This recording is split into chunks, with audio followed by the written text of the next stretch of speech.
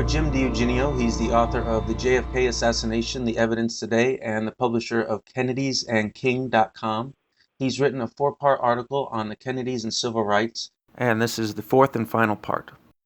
Now, the last part deals with what happened after. Because, see, the Kennedys were looking, as their bill was getting through, they were looking even beyond that, okay, beyond getting civil rights for black Americans in the South. JFK had read Michael Harrington's book, The Other America. Wait a second. He read Dwight McDonald's 13,000-word review of it, okay? The book that came out in 1962, I think Dwight McDonald's review was in January of 1963, all right? And so he began to think that something's going to have to be done. All right, when he looked at this, what Harrington's book, all right. Then there was an article in the New York Times in October that he read. And so he brought in Walter Heller, his chief economics advisor, and he said, we're going to have to do something about this problem, these pockets of poverty. And so at that time it was called an attack on poverty, all right? Right. And at his last meeting with his cabinet, JFK mentioned the word poverty 6 times. And Jackie Kennedy had those notes transcribed, and she presented them to Bobby Kennedy at the Justice Department, and he had them framed and put on the wall. But this story, and again, this is something that almost nobody knows. This has a backstory to it. And it has a different character than anybody ever heard of before, who I'd be willing to wager 99% of the people who are going to be watching this or listening to it have never heard of. And his name is David Hackett. David Hackett was a friend of Bobby Kennedy's from prep school. And when Bobby Kennedy became Attorney General, he was influenced by his sister, Eunice Shriver, who was very interested in the rights of the poor in court and also the problem of juvenile delinquency, all right? And so she said, well, why don't we talk Jack into creating something called the President's Committee on Juvenile Delinquency? And so he did. And so Hackett was brought in to be its executive director, and eventually what happened is that he began to show Bobby Kennedy what he thought was the cause of juvenile delinquency, because he had read a famous book by a guy named Lloyd Olin called Delinquency and Opportunity. And Olin had the idea that juvenile delinquency was not a matter of personal adjustment. It was a matter of environment, that kids in slum areas did not have the opportunities that middle-class and upper-class kids in those areas did. And therefore, because of that, they turned to delinquency. And so Hackett became convinced of that view. He actually brought in Olin for an interview. And he began to show Bobby Kennedy the slum areas in Washington.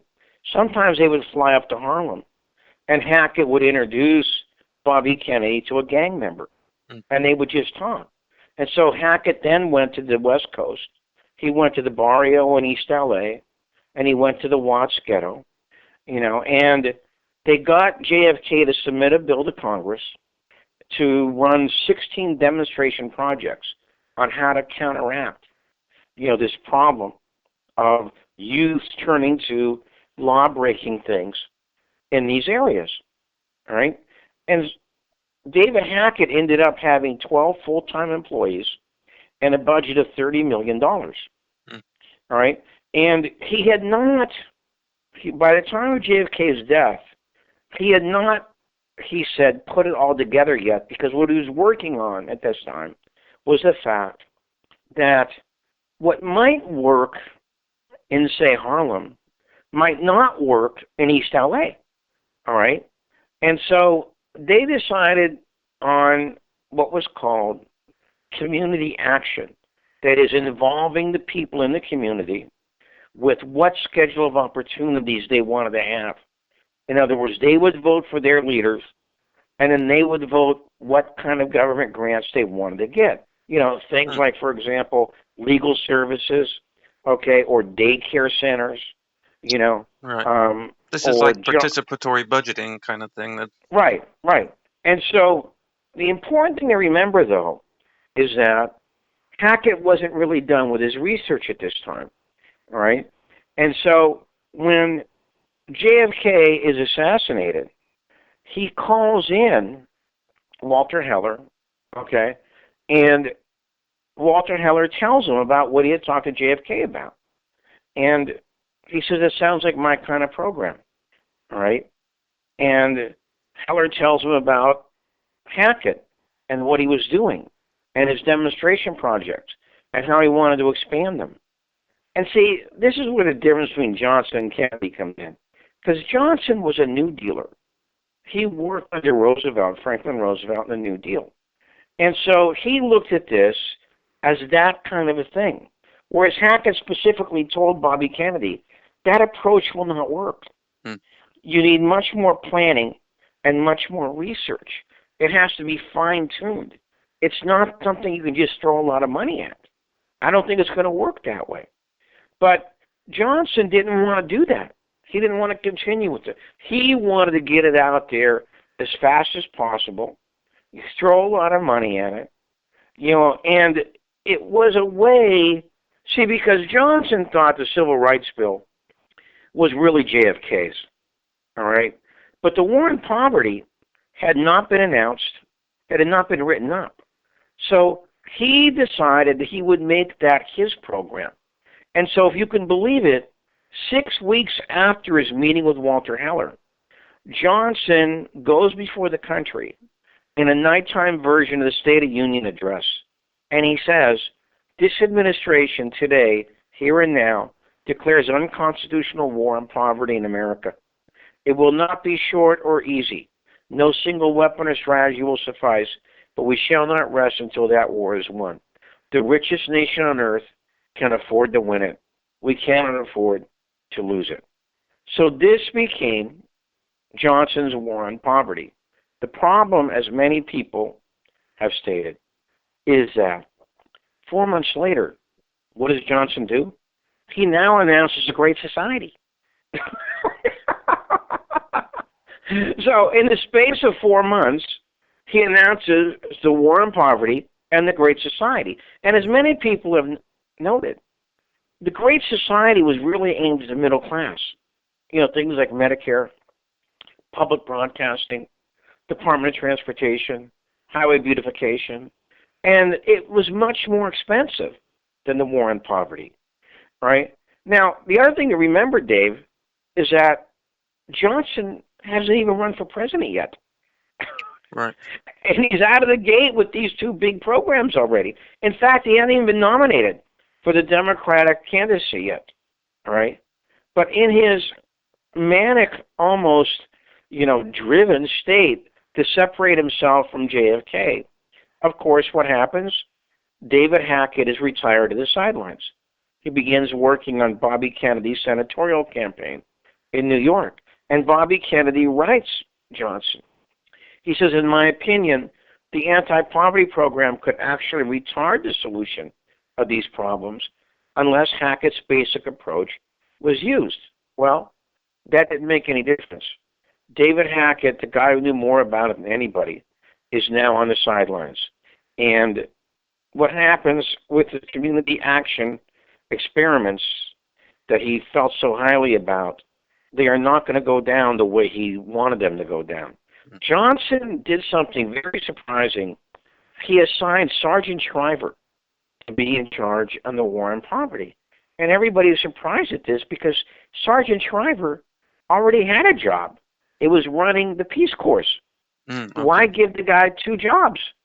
But he did. And so Bobby Kennedy and Denise Shriver convinced Johnson that some of the options should be things like Head Start and Upward Bound aimed at kids. But Sergeant Shriver didn't really believe in the community action program. He actually said it'll never fly. And Johnson told them, "You make it work. I don't care about the details." Hmm. So what happens is that Sergeant Shriver now, along with Johnson, turns it into essentially a big jobs program, a job training, summer jobs, work study, assistance to small farms and small business, and the VISTA program, which was a decent idea. It was like a Peace Corps in the United States. So now other parts of the administration got involved.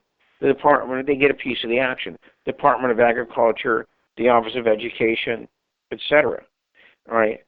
Now, the problem was that, and Bobby Kennedy was worried about this, is that if you did away with the whole aspect of community action, which he and Hackett insisted should be run by the people in the slum areas, then what would happen is the money being spent on this program would be fought over by the states and local mayors and superintendents of education. They would want the money. All right? And David, that's what happened. Hmm. All right, that's what happened. And so people like Richard Daley in Chicago say, we think the local officials should have control of this program. All right? And same thing with the superintendent of education in Chicago. We think we should be running this program. You know, and so when Bobby Kennedy became senator, he debated this issue with the Chicago superintendent of education, and he said, if you take it over, what is going to be the guarantee that the school district is going to go ahead and serve the interests of the kids and the young adults that we're aiming the program at? Okay? And his reply was that it would be the school community in the form of local groups of parents. Well, since Bobby Kennedy was working on this with David Hackett, he replied, well, many of them don't have parents. They don't have two parents anyway. They might have one. Maybe they have a group in the community that's going to come down, but that's kind of difficult because they're working for very low wages and making $40 or $50 a week. And it's difficult to take off and go down there. I think we have a responsibility to these people who are less fortunate than we are to make sure that the money that's being expended is going to be used so that we don't have to talk about this 20 years from now. You know, and he later added that the institutions which affect the poor, that is education, welfare, recreation, business, labor, are large, complex structures. They operate outside the individual's control. They plan programs for the poor, not with them. Part of the sense of helplessness and futility comes from the feeling of powerlessness to affect the operation of these organizations. And I think that's pretty much accurate. And I put in some examples of how this took place, how the community action was taken over, all right? And it didn't really benefit the people who it was aimed at, all right, sadly. And by the way, that goes on to this day. I know this from my own experience working in high schools, all right? Well, you should read that. You have a quote from Richard Daley, the mayor of Chicago, in here. I think you should read it. It really gives an idea of the kind of paternalistic attitude of these guys. Yeah, yeah. And it defeated the aim of the program, at least the way that David Hackett had it planned. All right. Now, as I mentioned in here, there were a few places where community action programs did work well. And I described one in Mississippi because it had good leadership. The local NAACP chief got together with a very enlightened white businessman, you know, and they made it work. It worked fairly well. But by 1967, Johnson had essentially given up on community action, lost all faith in it. Sergeant Shriver eventually became the ambassador to France. And I believe, as most other people believe, that LBJ began to lose faith in this with the explosion of the Watts riots in August of 1965. And that happened when a policeman arrested a slightly drunk driver at I think it was 116th and Avalon in Watts. A crowd begins to gather. The police call in reinforcements, and the crowd begins to throw rocks and bottles at the cops. It then explodes into violence, and the chant begins that would ring through the last half of the 60s. Burn, baby, burn. Mm. And during the next 6 days, a 46-square-mile section of LA turned into a battle zone. All right? And I really do mean that. It was a battle zone.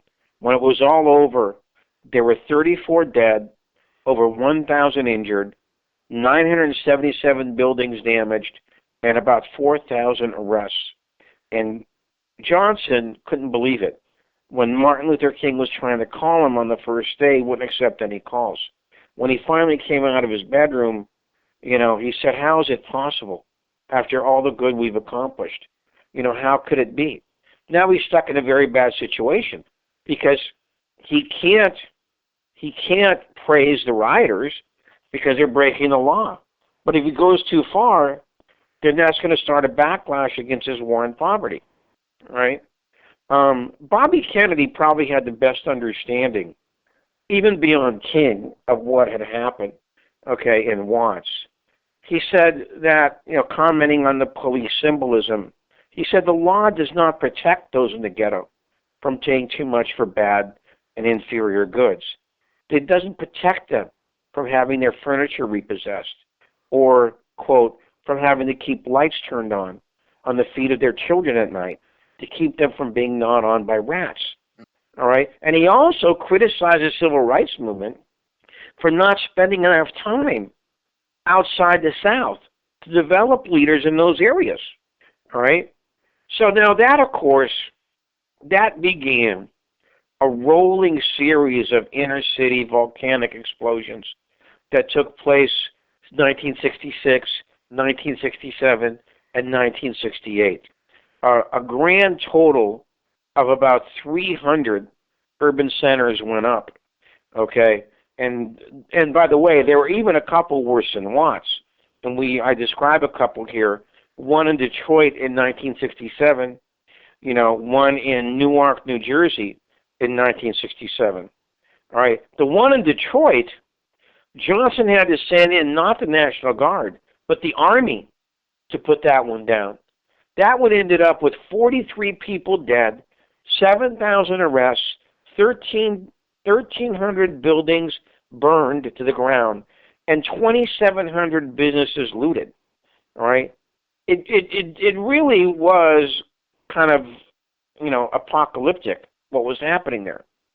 So by the way, and if you combine this with the demonstrations against the war that are getting out of control, it really seemed, like America was caught in a maelstrom. All right. By 1966, King had separated himself from Johnson. All right. He can't understand why we're spending all this money on Vietnam and stripping away the war on poverty. And he begins to make speeches on this issue. So now but Johnson wouldn't give up. In January of 1966, his State of the Union address, he says we can still keep on doing all three. Mm-hmm. We can wipe out poverty, we can build a great society, and fight the war in Indochina and win all of them. And this is where the whole credibility problem begins. Mm. All right, because the public just didn't see that happening. So now you get a reaction on the right that is George Wallace now begins to go national, and people like Ronald Reagan and Richard Nixon began understanding that appeal. And then, of course, on the left, you get people like the Weathermen and Bernardine Dorn and the SDS, and people like Stokely Carmichael and H. Rap Brown, all right, take over the Student Nonviolent Coordinating Committee. So in reaction to that, Johnson goes ahead to the CIA, starts up MH-Chaos, which, of course, was a surveillance and operational program against the left in the United States. And he gets together with Hoover, and he goes to COINTELPRO. All right. All right. So now there's essentially America split apart now, all right? And you got the FBI and the CIA trying to disrupt these student and civil rights organizations. Well, Bobby Kennedy didn't want to take that path. He actually meets with Tom Hayden, the president of SDS at the time, and he says, I'm going to try and convince the networks to do documentaries on the slum areas and to really show life the way it is and really go ahead and broadcast what the real poverty stats really are. Mm. All right? And 6 months after that meeting, the Detroit riot hit, and Bobby Kennedy now predicted that Johnson would give up on the Great Society, which he did, by the way. Johnson appointed a committee called the Kerner Commission, led by Illinois Governor Otto Kerner, to go ahead and investigate what happened. And there were a lot of good people in that committee, like Jim Corman, a congressman from California, Senator Edward Brooke of Massachusetts. And the famous, takeaway quote from that was, America is dividing into two societies, one black, one white, separate and not equal. Both RFK and King were very disappointed that Johnson did not take up the challenge that the Kerner Commission presented, but he didn't. All right, it was this, and I think most people should understand this by now. It was the combination of the racial rioting and the Vietnam War, which split asunder the whole Democratic liberal coalition that Roosevelt had put together.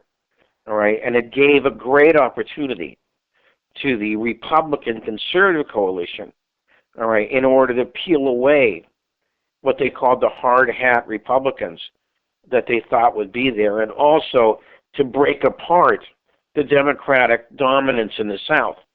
All right, and so people like Kevin Phillips and Pat Buchanan, who both worked for Nixon, began to write up plans in order to do just that. And people like Ronald Reagan, who was beginning as a California governor in '66, and Nixon, who was going to run for president again in '68, now began to harp on the law and order theme in the shadow and smoke of Watts, Detroit, and Newark, while the Vietnam War was raging every night on TV, and you had films of STS protesters being clubbed in the streets by policemen. And what made it even worse, of course, was when Johnson signed the Civil Rights Act of '64, he told Bill Moyers, I think we just delivered the South to the Republican Party for my lifetime and years. Because that gave the Republicans the opportunity to exploit white backlash. And boy, did they ever. Nixon began in with his Southern strategy. He started appointing these Southern judges of the Supreme Court in a blatant appeal to the South. And then there's the famous, in 1980, Ronald Reagan's speech at the Neshoba County Fair in Mississippi, which he used to kickstart his campaign. And that, of course, he started screaming about states' rights 7 miles from the location where the bodies of the 3 murdered civil rights workers, were found 16 years earlier. All right, I think everybody knows what I'm talking about. That movie, Mississippi Burning. Right. Okay, and that, of course, was a blatant appeal, to white backlash. All right, but I want to close the essay on a. Well, let me just ask you one thing, because I think it's Sure. interesting that at the same time, obviously, it's less less apparent in these huge riots and the war in Vietnam, but you also have, the kind of the rolling back of the Warren Commission. You have the Garrison trial. I mean, and that stuff, I think, you could tell me if I'm wrong, but I feel like that stuff was very much in the news, and that kind of conversation was another example of the kind of narrative of America slipping away. Do you Yeah, feel like it? I think you're exactly right on that, because what that did, the revival of the Kennedy assassination through books like Mark Lane's and Josiah Thompson's, published in both in '67, and Jim Garrison's investigation of the JFK case, which went on from '67 to '69, that contributed to this cynicism that was overtaking the country about, is our government really headed in the right direction? What are we doing? And if you take a look at the charts on this, of the question about, what is your belief that the government is doing things right most of the time? That's when it begins a toboggan slide from about 64 to 70. It's like at a 45-degree angle down. Right. When JFK was assassinated, the belief level was at 75%. 75% people of the public believed the government was doing the right thing most of the time. It begins to decline precipitously in the mid-60s as this stuff is going on. All right? And I don't think that's a coincidence. And then, of course, you're exactly right. That contributed, to this whole confusion and cynicism about what the heck was going on in America. All right? Good question, David. All right. All right. And I closed with, in part 4 of this, I wanted to, leave the reader with a little bit of uplift. So I went into depth about 2 projects that Bobby Kennedy and JFK and RFK did the first one. Bobby Kennedy did the second one. The first one, I completely went into depth and described what they did in Prince Edward. All right, because as I said earlier, those kids did not have schools for something like 3 or 4 years. Oh, wow. They were essentially shunted off into daycare centers. Okay, and by the end of that, because like say if you were 6 years old when it started, and you hadn't had a class in 3 or 4 years, some of these kids didn't even know how to hold a pencil when they finally got in the classroom. So what happened is that some of the kids began to cross the border into North Carolina. They began to move. Some of the families began to move. Some of them wrote letters to relatives in other states. Can my kid come and live with you during the school year? Because we wouldn't have schools here. All right? And so what happened is that Bobby Kennedy went ahead and called in William Vanden Heuvel, all right, and said, I want you to start a school system. And so he got the money, hired a superintendent, Neil Sullivan, okay, and had registration day, and some of the parents called and said, we can't afford school clothes, while Vanden Heuvel got them the money, all right, and if you can believe it, there was a class ratio in the high school of 12 to 1. In other words, 12 students for one teacher. Oh, wow. Most of the classes I had in high school were 35 to 1. Right. But that's what a great job that Vanden Heuvel did. All right, the system opened September 16th, 1963, with 1,600 students. All right, with four whites. It was called the Free Schools. All right, and it was another thing they did. Because the kids were out of school for so long, they did extensive testing before they started the classes. And they did not arrange by age. They arranged by aptitude. Okay? So it was a really remarkable experiment. And I found out about it through this guy, Bryant, who has a PhD in history. And he did his master's thesis and his dissertation on this, and you can get it online. I linked to it in this. And it was a really remarkable piece of work. He's going to try and get it published as a book. Now, the other thing I ended up on was RFK's Bedford-Stuyvesant experiment. That was the largest urban ghetto out of the south side of Chicago at the time. About 400,000 people, 70% of them African American. There was no hospital, no college, not even a local newspaper. All right?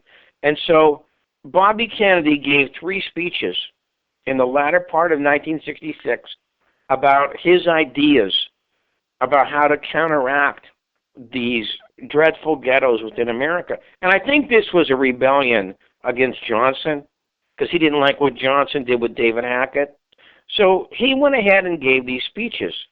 And then he told 2 of his assistants, Adam Walensky, all right, and Peter Edelman, that I want you to write up the speeches and into a formula. And this is what I want to guide me as I do this. So he went around to the business community, like banker Andre Meyer and IBM chairman Tom Watson.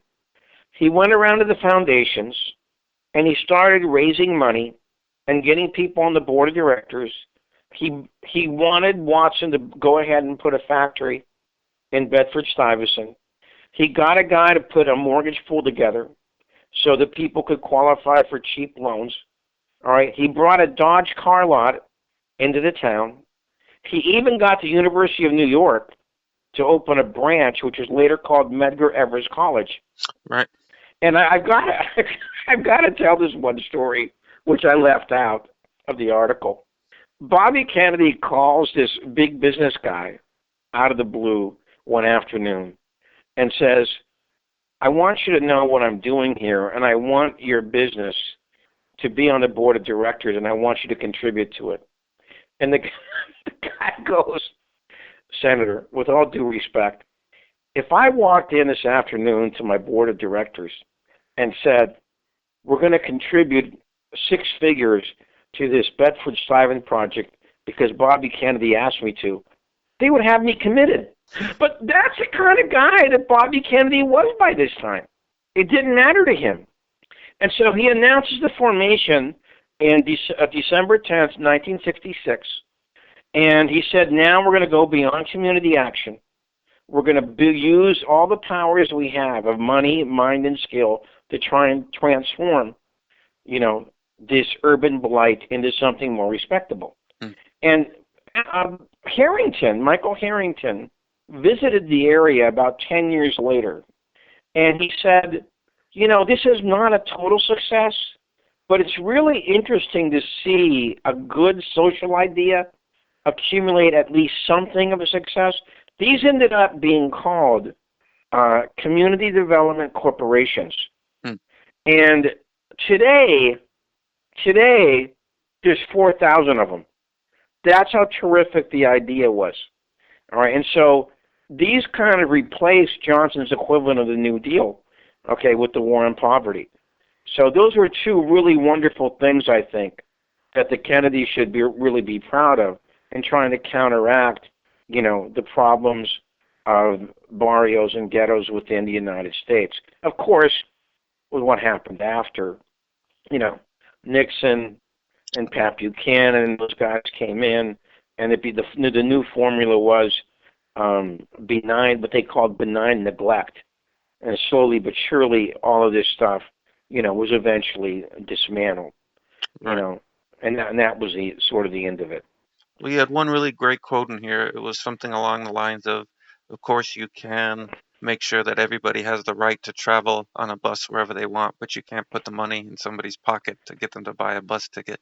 So it really draws a line between the saying people are free versus the actual economic freedom to go and take advantage of things.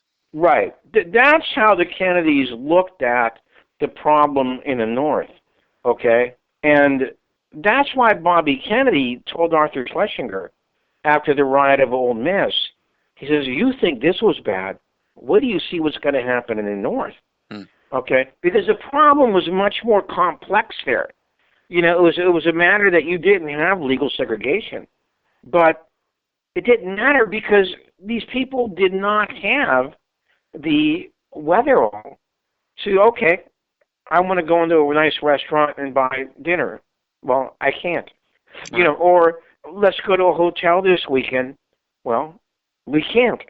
And that was the way that they saw the problem. Okay? So with them, see with the Kennedys, the Civil Rights Act was just the beginning of something. That's why I say, that what they planned on doing, and this goes back to the first part of my talk, what they planned on doing was finishing Reconstruction. The total failure that Reconstruction was, okay, we talked about earlier. Right. They planned on going ahead and finishing the job. Unfortunately, for a lot of different reasons, it didn't end up that way. Right. Well, you've got a lot of you got amazing pictures that you put in here. It's it's so in depth. It goes far beyond what we were able to talk about. Yeah, see, I let me mention my webmaster, Al Rossi, who did a really great job, on laying this out and putting these pictures in. Mm. Some really wonderful photographs, and then he said, why don't you put a bibliography in at the end, which I did, and then he said, why don't you list the major points that you made also. And Yes. so I did that also. Okay, so Al was a very good help to this, and thank you so much, David, for giving me the opportunity to talk about it, and address issue, on your wonderful Our Hidden History website, okay, which is a real boon to everybody. All right. Great. No, I happy to have you anytime. You write these amazing histories, but then you also, which I think is really important, you do these book reviews or reviews of television shows where you kind of take on the narrative we're getting today and compare it to the real history, which I think is kind of what it's all about. So yeah, thank you very much. Is there anything else you wanna No, add? no, that's it. Thank you again, Jim. All right. Good night, David. Good night.